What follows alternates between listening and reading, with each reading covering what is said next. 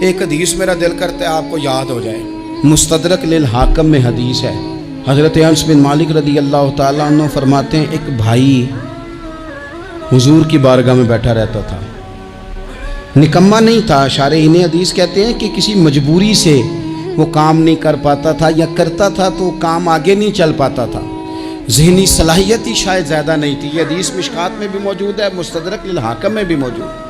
حضرت انس بن مالک رضی اللہ تعالیٰ عنہ فرماتے ہیں وہ حضور کی بارگاہ ناز میں بیٹھا رہتا تھا، اس کے بھائی نے آ کے شکایت کی، یا رسول اللہ صلی اللہ تعالیٰ علیہ وسلم، یہ کوئی کام ہی نہیں کرتا، کوئی محنت نہیں کرتا، کوئی جدوجہد نہیں کرتا، آگے نہیں بڑھتا، مجھے اس کی ضروریات کی کفالت کرنی پڑتی ہے، مجھے جدوجہد کرنی پڑتی ہے، مجھے اس کے معاملات کا خیال رکھنا پڑتا ہے، آپ اسے سمجھائیں۔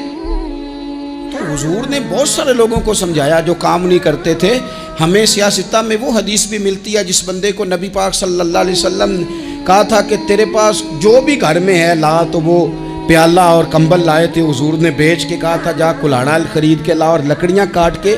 تو بیچ کے اپنا اور اپنے گھر والوں کا پیٹ پال۔ یہ ساری باتیں اپنی جگہ پر یہاں نبی پاک نے ایک روحانی مسئلے کا حل بھی بتایا۔ اللہ کے محبوب علیہ السلام سے عرض کی حضور یہ یہیں بیٹھا رہتا ہے اور سارے ہی کام مجھے کرنے پڑتے ہیں۔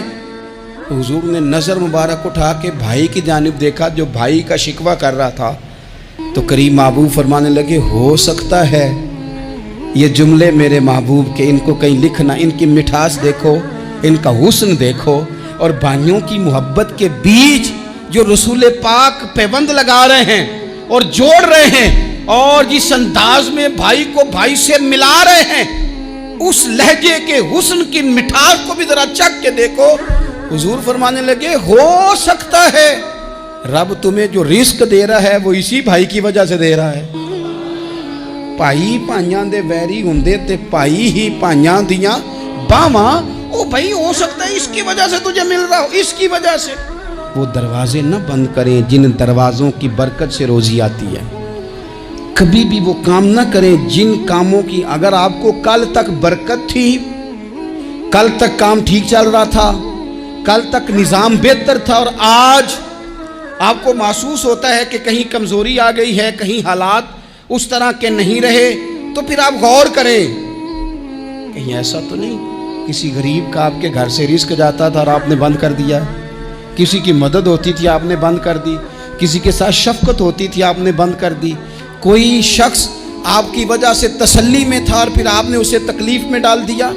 اللہ کے محبوب نے فرمایا تمہارے کمزوروں کی وجہ سے تمہیں رزق دیا جاتا ہے، تمہارے ضعیفوں کی وجہ سے تمہیں رزق دیا جاتا ہے۔ تم نے تو ایک بندہ یہ کہہ کے نکال دیا کہ جا تیری تنخواہ میں نہیں دے سکتا، لیکن کیا پتا کہ اس کی تنخواہ کی وجہ سے ہی باقی سارا کچھ بھی آتا ہو، کیا پتا کہ اسی کے سبب سے اللہ انعام فرماتا ہو۔ لہٰذا ان روحانی مسائل کا بھی تھوڑا سا خیال کریں۔